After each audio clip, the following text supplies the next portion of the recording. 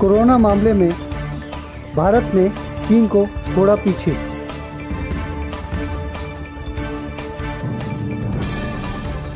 भारत पहुंचा दुनिया में कोरोना मामले में 11वें स्थान पे।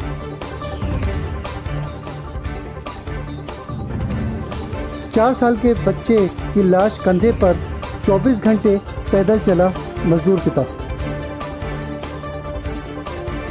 मोहम्मद याकूब ने कायम की इंसानियत की एक बड़ी मिसाल।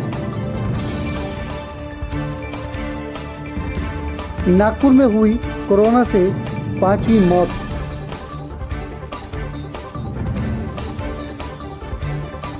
मृतक 65 साला कांतीराम को 13 मई को किया गया था भर्ती।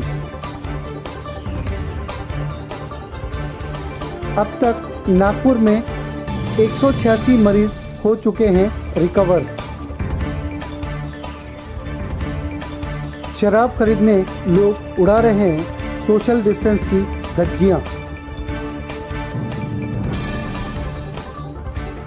उत्तर प्रदेश के चाकघाट बॉर्डर पे उत्तर प्रदेश सरकार ने प्रवासी मजदूरों पे की लाठीचार्ज।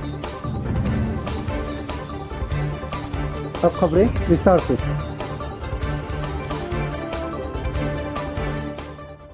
TWR न्यूज़ की इस हेडलाइंस के बाद TWR न्यूज़ से मैं यूसुफ इकबाल। आज के इस न्यूज़ आवर्स में हम आपसे बहुत सारे टॉपिक्स पे बात करने वाले हैं। सबसे पहले हम बात करेंगे कोविड-19 वैश्विक महामारी कोरोना की क्या स्थिति बनी हुई है विश्व में, भारत में, महाराष्ट्र में, नागपुर में, और साथ ही साथ ऐसे दो देश जहां इसका प्रकोप सबसे ज़्यादा, यानी जहां दुनिया में सबसे ज़्यादा मौत कोरोना वायरस के वजह से हुई है। वैश्विक महामारी कोरोना संकट में भी इंसानियत की मिसाल। अमर हो गई याकूब और अमृत की दोस्ती। दोस्तों, देश में कोरोना के बीच ऐसे मामले सामने आ रहे हैं जहां लोग अपनों को छोड़कर जा रहे हैं, जबकि लोग अपने सगे रिश्तेदारों के कोरोना संक्रमित मृत रिश्तेदार को लेने तक नहीं आ रहे हैं।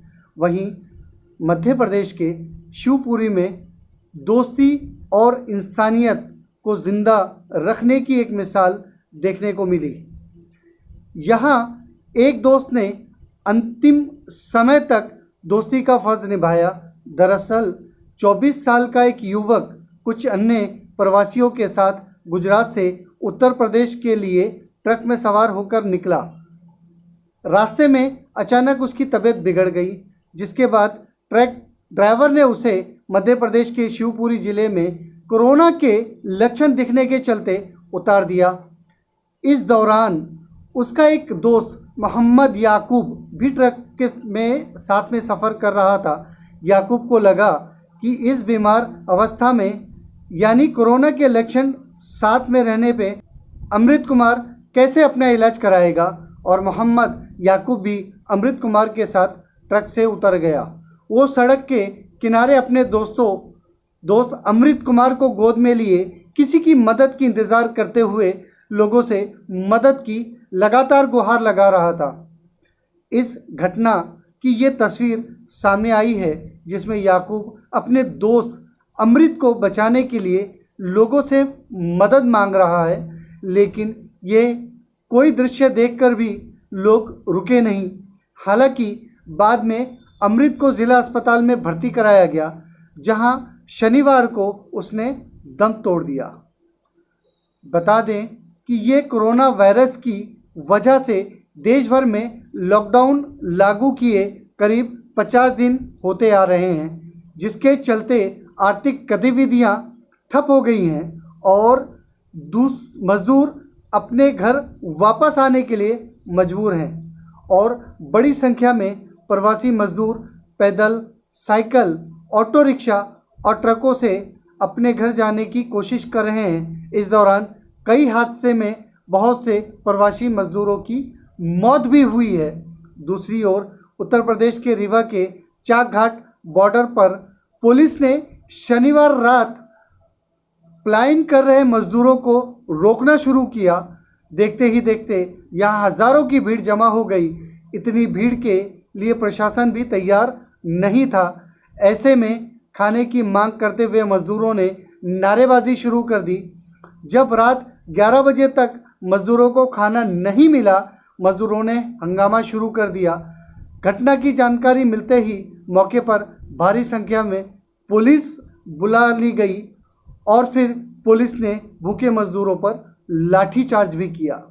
ऐसे वक्त में जब कुछ स्टेट की सरकारें मजदूरों को अपने ही शहर लौटने से रोकने का किरदार निभा रही है, ऐसे वक्त में ये हिंदू मुस्लिम एकता की या इंसानियत को जिंदा रखने वाला किस्सा ऐसे वैश्विक महामारी में इंसानियत की एक बड़ी मिसाल बन के सामने आया है। महामारी के इस दौर में जहां सबसे ज़्यादा इस लॉकडाउन का असर प्रवासी मजदूरों पे हुआ है, ऐसे वक्त में एक और दुखद घटना सामने आ रही है। मासूम बेटे का शव सीने से चिपटाए घर ले जाता पिता। दादी पोते का मुंह देखना चाहती थी, इसलिए 24 घंटे पहले मरे मासूम की लाश सीने से लिपटाए एक पिता भागा जा रहा था। अंबाला पंजाब से उत्तर प्रदेश के पीलीभीत के लिए निकला। रास्ते में 4 साल के बेटे की मौत हो गई। मौत के 24 घंटे बाद तक पिता बेटे को सिर्फ इसलिए चिपका कर घर ले जा रहा था। पत्रकार फरीद शमसी मजदूरों पर रिपोर्ट के लिए मुंडा पांडे थाना क्षेत्र गए तो पीड़ित पिता से मुलाकात हो गई। पत्रकार फरीद के अनुरोध पर एक समाजसेवी ने नाम ना बताने की शर्त पर एक प्राइवेट गाड़ी से उक्त मजदूर परिवार को उनके गांव भिजवाया। पत्रकार फरीद बताते हैं कि पीलीभीत के बिसलपुर के रहने वाले एक परिवार अपने 4 साल के बच्चे को कंधे पर सुलाने वाले अंदाज में तेज़ी से लेकर जा रहे थे। मैंने उन्हें रोककर बात करनी चाहिए तो वो शख्स ने मेरे आगे अपने हाथ जोड़ लिए और मुझे कहने लगा, बाबूजी हमारी फ़ोटो मत लो। मैंने उससे पूछा, बाबा क्या हो गया है? तब उस शख्स ने रोते रोते बताया, उससे मैं शर्म से पानी हो गया। उस वक्त शख्स ने बताया कि वो अंबाला से आ रहा था। 14 मई गुरुवार को रास्ते में उसका 4 साल का बीमार बच्चा इस दुनिया से चला गया। रास्ते में उसे एक भले आदमी ने 500 रुपये दिए, खाने का कुछ सामान दिया और मुरादाबाद के कांट तक आ रहे एक वाहन में पुलिस की मदद से बिठा दिया। उस भले आदमी ने कहा कि अगर इस बच्चे की मौत की खबर किसी को लग गई तो उसका पोस्टमार्टम होगा, तुम्हें भी 14 दिन के लिए बंद कर देंगे। इसलिए बाबूजी बस सुबह से लगातार बच्चे का शव लेकर कंधे पर डालकर जल्दी जल्दी अपने गांव पहुंचना चाहता हूं। अगर बाबूजी अपने हमारी फ़ोटो ले ली तो हम पकड़े जाएंगे।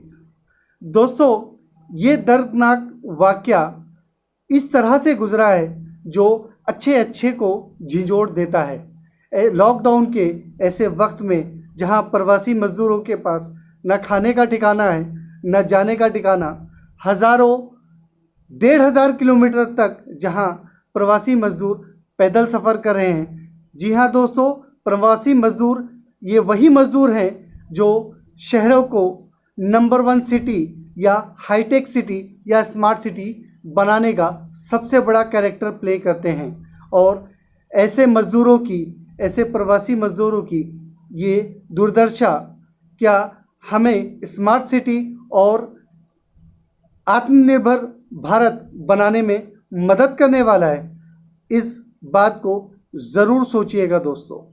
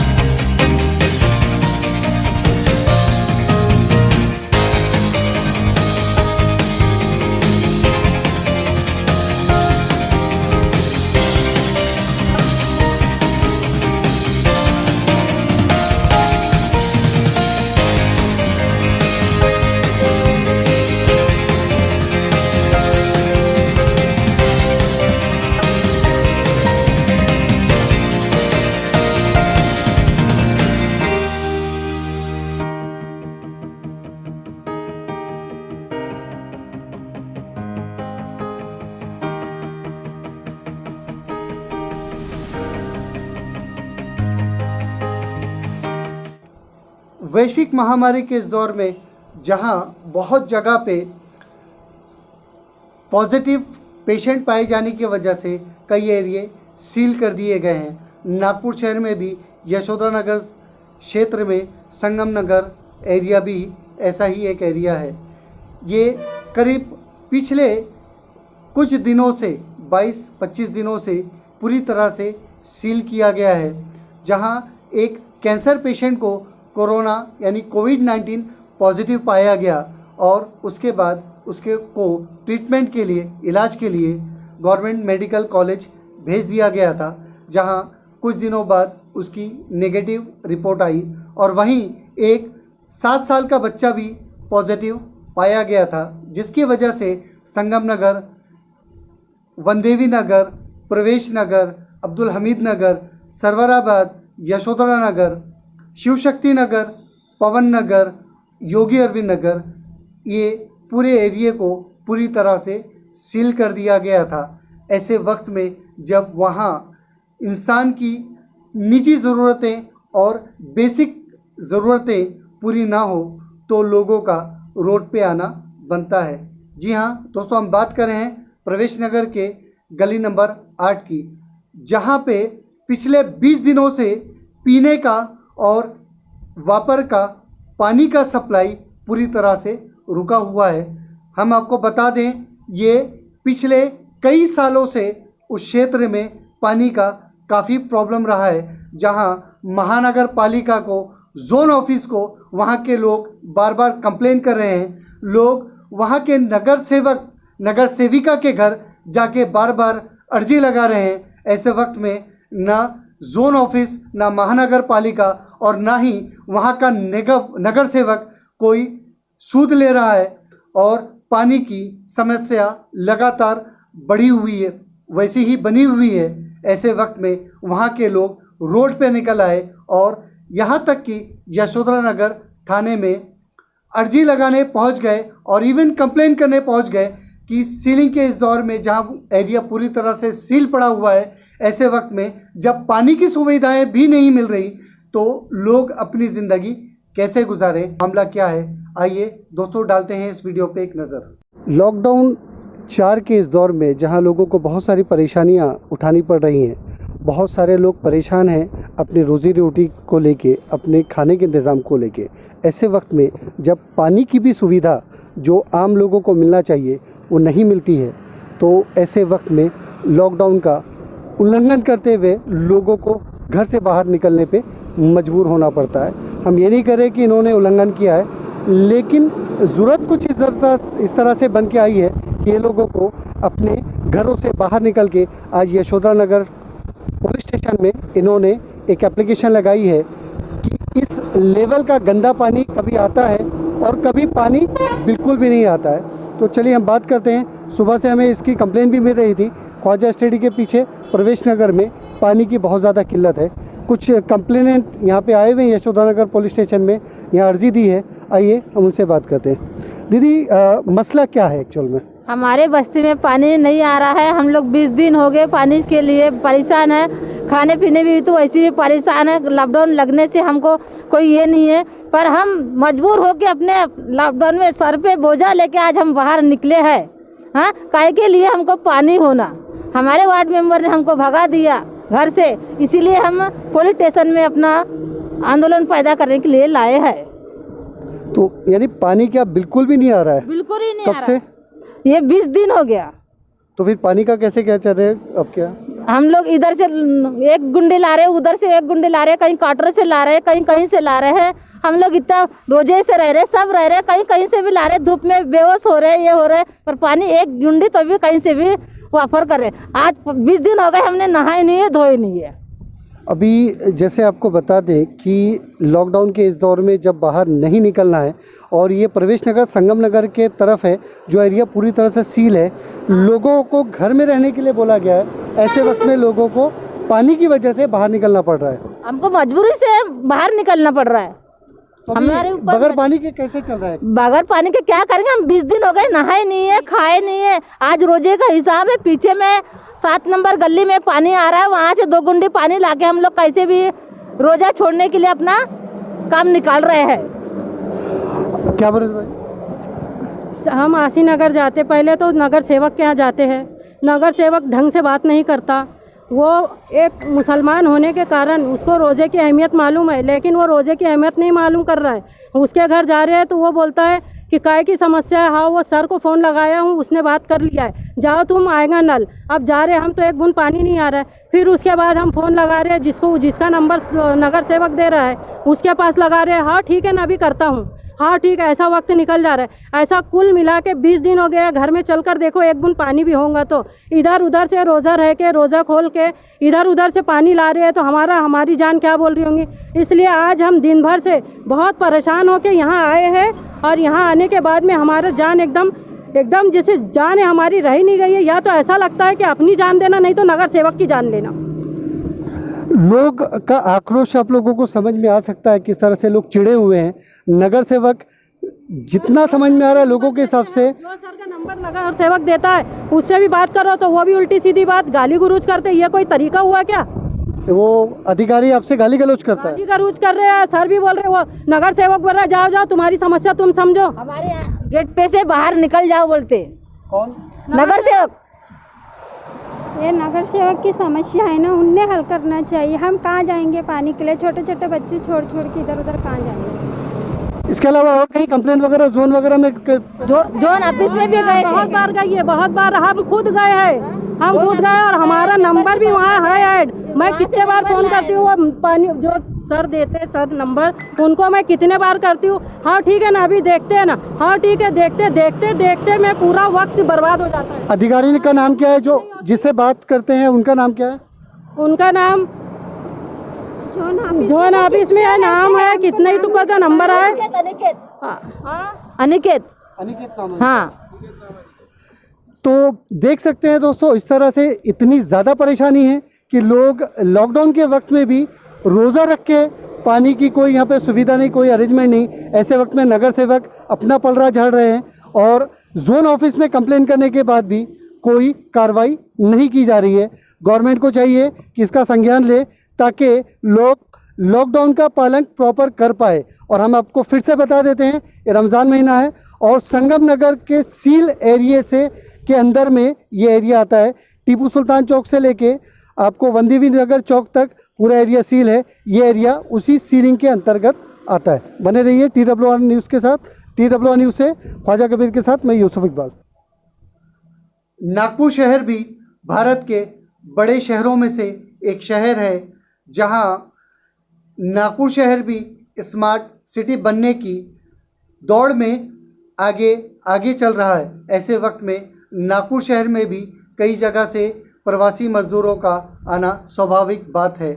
ऐसे वक्त में जहां सरकार पूरी तरह से कोशिश कर रही है कि प्रवासी मज़दूरों को उनके घर सही सलामत भेज दिया जाए, और उसके लिए बहुत सारे इंतज़ामात भी कर रही है, ट्रेन की शक्ल में, बस की शक्ल में, और कई दूसरे रास्ते भी अपना रही है। ऐसे वक्त में नागपुर शहर के कई समाज सेवी भी सामने आए हैं, जो ऐसे प्रवासी मज़दूरों को रोज़ ट्रकों के ज़रिए से, बसों के ज़रिए से और दीगर इंतज़ामात के ज़रिए से उनके गांव, उनके शहर भेजने का कार्य कर रहे हैं। ऐसे वक्त में यशोधरा नगर पुलिस स्टेशन द्वारा भी ये कार्य कई समाज सेवी के साथ में मिलके करने में आया है।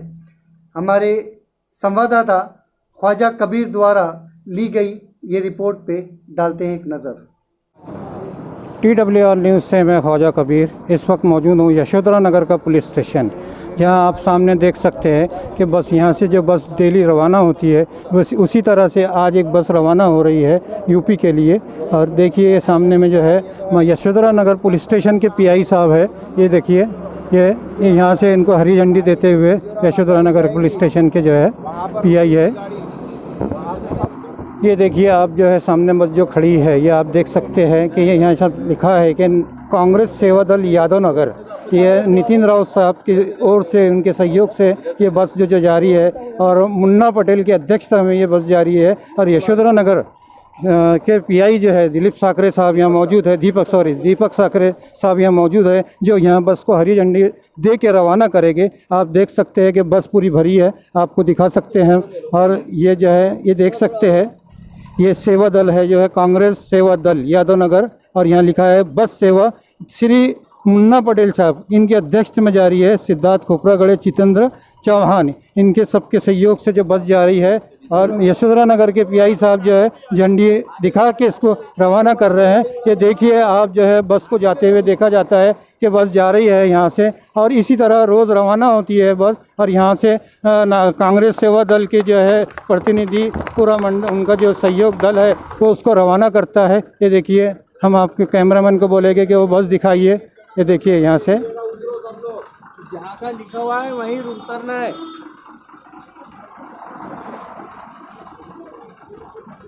सहयोग चाहिए। बसें करीबन 8 दिन से कंटिन्यू जा रही है। इसके पहले 2 यूपी की बसें जा चुकी है और ये तीसरी बस, और अभी और थोड़े देर के बाद में 3 बसें विशाखापट्टनम हावड़ा के लिए निकलने वाली है यहाँ से। हम चाहेंगे कि जो दानकर्ता लोग हैं पूरे नागपुर शहर के अंदर, अगर इन मजदूरों को अगर कुछ दान दे सकते हैं, कुछ सहयोग कर सकते हैं, आर्थिक सहयोग, तो हम उनके बहुत बहुत आभारी रहेंगे। नागपुर शहर कांग्रेस कमेटी की ओर से मैं उन तमाम लोगों का शुक्रिया करूँगा जो हमें इस कार्य के लिए मदद करेंगे। पहले भी इसके पहले भी बस जा चुकी है, तो अभी तक कितनी बस जा चुकी है? अभी तक के 3 बस जा चुकी है। ये और अभी मैंने सुना हो कि अभी और कुछ 2 बसें और जाने की बाकी है करके। इसके बाद में और 3 बस जाने वाली, आधे घंटे के बाद 3 बस हो जाए। आधा घंटे के बाद 3, यानी आज टोटल 4 बस यहाँ से जाएगी। तो इनका खाने पीने का मैंने सुना है कि यशोधरा पुलिस स्टेशन से इंतजाम किया है। स्टेशन के जो पुलिस निरीक्षक है, वरिष्ठ पुलिस निरीक्षक दीपक जी साकरे, इनके सहयोग से इन लोगों को सबको खाने की व्यवस्था हो रही है। जो 4 बसेस यहाँ से जाने वाली है, तो 4 बसेस का खाने की व्यवस्था माननीय दीपक साकरे साहब जो है वरिष्ठ पुलिस निरीक्षक यशोधरा, उनके माध्यम से हुआ है। और उनका हर प्रकार से सहयोग मिलता रहता है। जैसा परिमंडल 5 के डीसीपी साहब है, उनका भी सहयोग मिलता है। परमिशन की तरफ से, परमिशन के लिए जब भी हम लोग आते हैं यहाँ पर, तो वो किसी भी प्रकार के अड़थड़े निर्माण नहीं करते, यानी आप पूरे सहमति के साथ पूरा कोऑपरेट करते हैं और बड़ी अच्छी तरह से हमको समझाकर हर चीज़ में मदद करके परमिशन दिलाने में पूरा सहकार्य करते हैं। एक मुन्ना पटेल हमारे साथ में है, मैं इनसे भी कुछ चाहूँगा कि भैया ये जो जा रहे हैं तो इनका टिकट का जो खर्चा है ये कौन उठा रहा है, या उनसे कुछ शेयरिंग ली जा रही है? मेरा यादव नगर कांग्रेस सेवा दल का अध्यक्ष मुन्ना पटेल बोल रहा हूँ। और यहाँ पे जैसे लोगों की बहुत सी ऐसी समस्या है, जो बेचारे गरीब है, मजबूर है, पैदल जा रहे हैं। जैसे बहुत से लोग मेरे कांटेक्ट में आए कि हमारे बिहार जाना है, यूपी जाना है, तो हमने सोचा हमारे प्यारे भाई है उनके ज़रिए कि नहीं हम लोगों की कुछ मदद करें और आगे बढ़े। तो हमने उस हिसाब से लोगों से कुछ, किसी ने मदद किया, किसी ने कुछ पैसे शेयर किया है। इस हिसाब से हमने जितना कम से कम हो लोगों को यहाँ से यूपी और बिहार के लिए रवाना किया है। 3 गाड़ी अभी तक के चली गई है अभी, और 3 गाड़ी आधे या 1 घंटे के बाद में फिर यहाँ से यशोधरा पुलिस स्टेशन के पीआई साहब साखरे जी, इन्होंने खाने का इंतज़ाम किया है। कुछ हमारे नितिन राउत जी साहब, इनके तरफ से खाने का इंतज़ाम हुआ है। कल भी हुआ था। कल कुछ लोगों ने जूते वगैरह, किसी ने पानी, या जिसको जैसे जैसे मालूमात हो रही है वो हमारी संस्था के जरिए आगे बढ़ के मदद कर रहे हैं लोगों के लिए। बहुत अच्छी बात है कि लोग भी आपका जो सपोर्ट कर रहे हैं, जिसको जो चाह है वो आके आपको ज़रूरत पड़ रही है और वो उनकी जो ज़रूरत है। इसमें हमारे ठेकेदार रहे तीरथ कनौजिया, इन्हीं के तरफ जैसे कि बहुत से बिहारी या यूपी के लोग हैं, तो वो भी काफ़ी यानी उनको मदद कर रहे हैं, जिनसे आप 2 भी बात कर सकते। सर इसमें कुछ ठेकेदार भी मिले हुए, जैसे साजिद भाई, मेहताब भाई, और ऐसे कई ठेकेदार हैं कि सब सपोर्ट कर रहे हैं। इसलिए सभी लेबर को अपने अपने वतन पे भेज रहे हैं। मिलके सब लोग मिलके, सब दोस्त भाई मिलके सबको भेज रहे हैं। सभी के सहयोग से ये जा रहे हैं। चलो बहुत अच्छी बात है। और हमारे TWR न्यूज़ के तरफ से हम भी एक संदेश लोगों को देना चाहते हैं कि इनका सहयोग करें। जो कांग्रेस सेवा दल के सदस्य है और अध्यक्ष है, जो भी है, उनका सहयोग करके, इनका पूरा ताउन करके इनका साथ दे, और गरीब जो मजदूर अपने घरों से दूर है उनके घर पे पहुंचा सके, और वो खुशहाल ज़िंदगी अपनी वहाँ गुजार सके, और उनकी खुशियाँ और पहुँचने के बाद की उनकी दुआएं इनको मिले। मैं TWR न्यूज़ से मैं ख्वाजा कबीर अवैस खान के साथ में। कि पहले भी मैं आपको दिखा चुका हूं कि एक बस जो है यूपी के लिए रवाना हुई थी, और ये 3 बसें हैं। मैं कैमरामैन को बोलूँगा कि ये तीनों बसों को मेरे दिखाइए। ये देखिए 3 बसें जो है ये एक कलकत्ता के लिए और कुछ यूपी के लिए। आगे हम बात करेंगे कि इसमें से कौन कौन सी जो है बस कहाँ जा रही है। पहले हम चलते हैं इस बस के अंदर में, इनसे देखेंगे, पूछेंगे इसके अंदर में जो बैठे हुए हैं लोग, उनसे पूछेंगे कि आप लोग कहाँ जा रहे हैं। ये जो मज़दूर पेशा लोग जो है, जो लॉकडाउन के अंदर फंसे हुए थे, ये लॉकडाउन के फंसे हुए लोग जो है, आज इनके चेहरे पे खुशी दिख रही है। आप देख सकते हैं कि इनके चेहरे पे खुशी है, खुशहाली है, और ये अपने वतन वापस जा रहे हैं। ये देखिए, मैं कुछ लोगों से बात करना चाहूँगा कि आप लोग कहाँ जा रहे हैं? हावड़ा हावड़ा कलकत्ता जा रहे हैं। अच्छा, आप लोगों को खुशी है जो कांग्रेस सेवा दल के लोग जो काम कर रहे हैं, आपकी सेवा के लिए बस लगाए और आपको आपके वतन पहुंचा रहे हैं? खुशी है ना सर, बहुत ही खुशी है। फंसा पड़ा था, खाना वाना नहीं मिल रहा था, बहुत तकलीफ में था। अच्छा, खाना वगैरह नहीं मिल रहा था, तो तकलीफ हो रही थी, बहुत तकलीफ। वतन जाने की आपकी ख्वाहिश थी कि हम वतन में जाके जो है खुश रह करके यहाँ पे। तो आप लोग यहाँ से जा रहे हैं, तो दोबारा कब आओगे? काम चालू होगा जब। ये देखिए, ये परमिशन है, ये परमिशन एक ये यहाँ गाड़ी के साथ दी गई है, और एक यहाँ पे यशोधरा नगर पुलिस स्टेशन के अंदर में इसकी एक कॉपी दी जा रही है, अब बाकायदा पूरे परमिशन के साथ, और हर डिपार्टमेंट से इसकी सहायता लेके और इनकी स्कैनिंग होके इनको सर्टिफाई करके जो भेजा जा रहा है और लीगल काम किया जा रहा है। ये देखिए, बसें स्टार्ट हो गई है, इसको हरी झंडी दे दी गई है, और ये बसें जो है रवानियाँ हो रही है। ये सेकंड पीआई साहब ने इसको हरी झंडी दिया है, और ये देखिए, ये बस निकल रही है और ये कलकत्ता के लिए रवाना हो रही है। ये देखिए, एक ये बस है, सेकंड नंबर, थर्ड नंबर, और ये आज के दिन शाम में जो है चौथी बस जा रही है। बाकी शहरों की तरह भी नागपुर शहर में भी इस लॉकडाउन की वजह से परेशान हो रहे गरीब मज़दूर और ऐसे भी मिडिल क्लास फैमिली जो पिछले 2 महीनों से कोई कामकाज नहीं कर रही है, ऐसे वक्त में बहुत जगह खाने पीने आदि के काफ़ी परेशानी लोगों को, काफ़ी मुसीबतें झेलनी पड़ रही है। ऐसे वक्त में जहां बहुत सारे समाज सेवी लोगों को अपनी सेवाएं दे रहे हैं, कुछ राशन किट बना के कुछ लोगों तक रोज़ाना खाने की शक्ल में, ऐसे ही एक और मामला यशोधरा नगर पुलिस स्टेशन के सीनियर इंस्पेक्टर दीपक साखरे भी ये काम करने में काफ़ी अग्रसर हैं।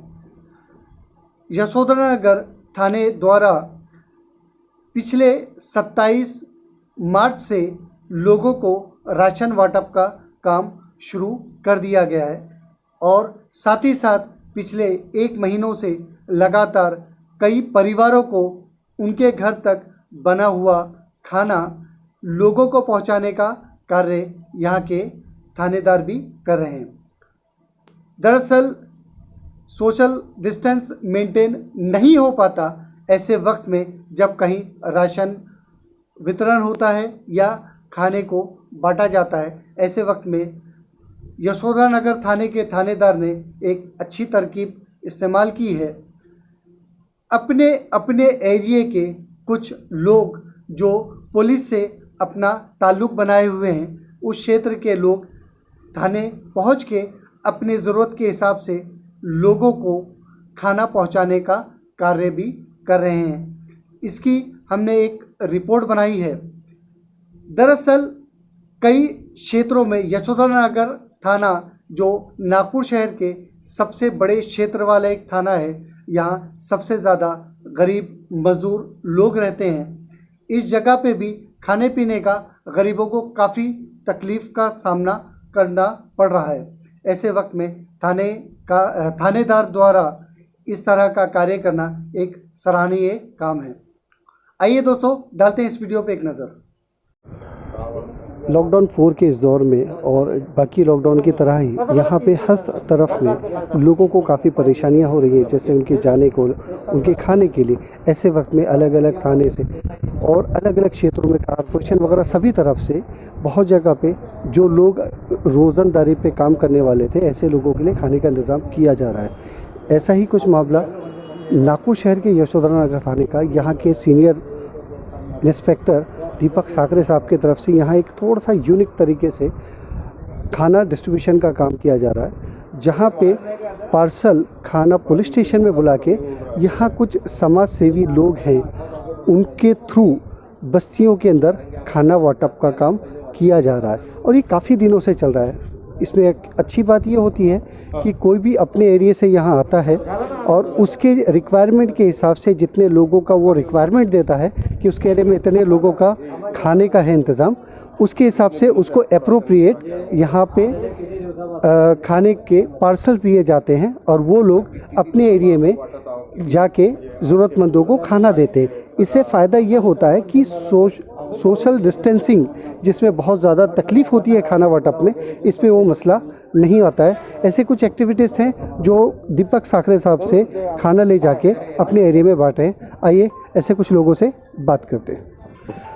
ईश्वर, अभी मुझे एक बात बताइए कि आप ये जो खाना वगैरह किस तरह से यहाँ से ले जाके वाटअप करते हैं? सर यहाँ पे हमारा डेली का नाइट के समय में 9 साढ़े 9 बजे खाना आता है और सर के थ्रू अपने पीआई सर है, इनके थ्रू हमारे को खाने के डिब्बे ये देते हैं और हम इसी प्रकार हम 4-5 लोग आते हैं यहाँ लेने के लिए और ऐसे ही हर घर में जाके देते हैं खाना। सर जो ज़रूरतमंद है उनको, जो ज़रूरतमंद है उनको ही देते हैं फिलहाल। इससे फ़ायदा क्या होता है? कुछ फ़ायदा तो कुछ नहीं है सर, बस मन को एक सोशल डिस्टेंसिंग का एक फ़ायदा होता है कि भाई कम से कम वो माहौल गड़बड़ाता है नहीं और हम घर तक के ले जाके देते हैं सर। कितने दिनों से चल रहा है ये? करीब सर महीना भर हो रहा है, महीना 1.5 महीना। ये 47 दिन का जो 48 दिन का जो लॉकडाउन है, उसमें महीने भर से ये काम कंटिन्यू चालू है सर। आपके नॉलेज में ऐसे कितने सारे लोग हैं? हमारे एरिया में तो सर कम से कम 100 से 90 लोग हैं। कौन से एरिया से आप? हमें धम्मदीप नगर। फूड की क्वालिटी सर बेस्ट क्वालिटी है।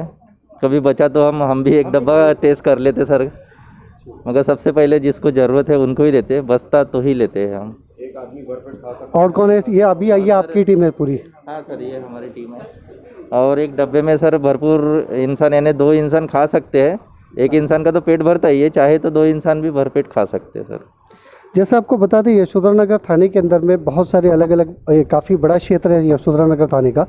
ऐसे में सिर्फ एक एरिया धम्मदीप नगर के लिए आपको अभी हम दिखाएंगे कि किस तरह से पार्सल है। इसी तरह से सभी एरिया के अंदर में अलग अलग एक्टिविटीज़ हैं जो ये पार्सल ले जाके अपने एरिया में वाटअप करते हैं। आज हमें इन्फॉर्मेशन मिली थी कि 9 बजे से होता है, हम थोड़ा सा लेट हो गए, इस वजह से ये आखिरी कैंडिडेट हमारे नॉलेज में आए हैं। चलिए एक नज़र डालते हैं इस।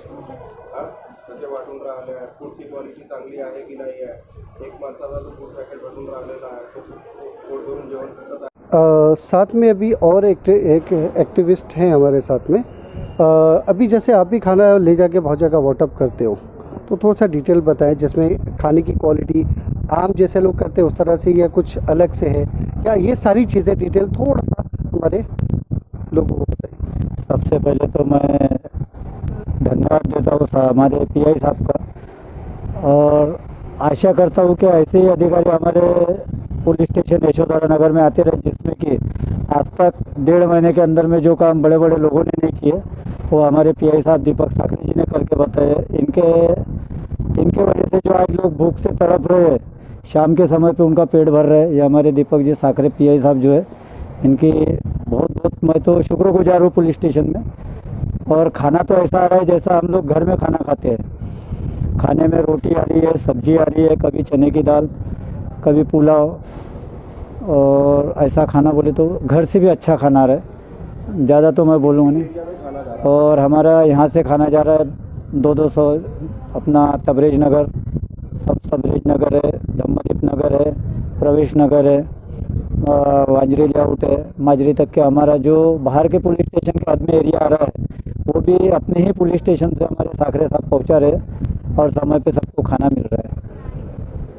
अच्छा, अभी इसके अलावा ये तो महीने भर से, जैसा एक साथी ने बताया, तो महीने भर से शुरू, तो उसके पहले कुछ और एक्टिविटी होती थी पुलिस स्टेशन की तरफ से? हम लोग यहाँ पे 26 तारीख से सबसे, जिस दिन 24 तारीख को लॉकडाउन हुआ, 26 तारीख से सबसे पहले हमारे अधिकारी ने कच्चा राशन बांटना शुरू किए थे।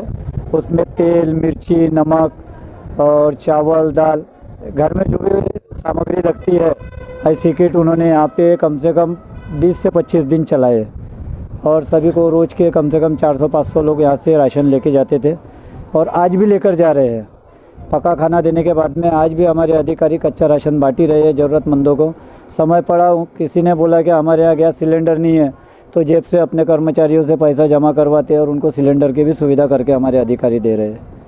यानी अगर देखा जाए तो लॉकडाउन के 1-2 दिन के बाद से ये फैसिलिटी चालू हुई थी, लेकिन जो पका हुआ खाना है, जो रेडी मील है, वो 1 महीने से शुरू है। 1 महीने से पका हुआ खाना आ रहा है। उसके पहले किट्स वाटअप चालू थे और फ्रूट्स जो भी आते थे अपने पास में वो सब अधिकारी अपने माध्यम से वाटअप करते थे। ये काम करके कैसा महसूस होता है? ये काम करने से तो मेरे को तो बहुत गर्व हो रहा है और मेरे को सबसे ज़्यादा गर्व हमारे पीआई अधिकारी जो है दीपक जी साकरे और हमारे भार्गव साहब, पीएसआई भार्गव साहब है, चौहान साहब है और जो भी वरिष्ठ अधिकारी है, सबसे ज़्यादा तो मेरे को गर्व महसूस हो रहा है। और मैं मेरे एरिया की तरफ से मैं ऐसे पुलिस स्टेशन को जय हिंद बोल के अपना समाप्त करता हूँ। वैश्विक महामारी कोरोना के इस दौर में जहां भारत विश्व में 11वें नंबर पे पहुंच चुका है संक्रमण के मामले में, तो ऐसे वक्त में हमें इस बात का बहुत ज़्यादा ध्यान रखना चाहिए कि कैसे हम सोशल डिस्टेंस मेंटेन करें, कैसे लॉकडाउन का पूरी तरह से पालन करें, बार बार हर आधे घंटे में अपने हाथ को धोते रहें, अपने हाथों से अपने आँख, नाक और मुंह को कम से कम छुएं और बच्चे और बूढ़ों को घर से बिल्कुल भी ना निकलने दें और बहुत ज़्यादा ज़रूरत हो तो ही घर से बाहर निकले और इसका पूरी तरह से लॉकडाउन का आप पालन करें, यही आपसे विनती है।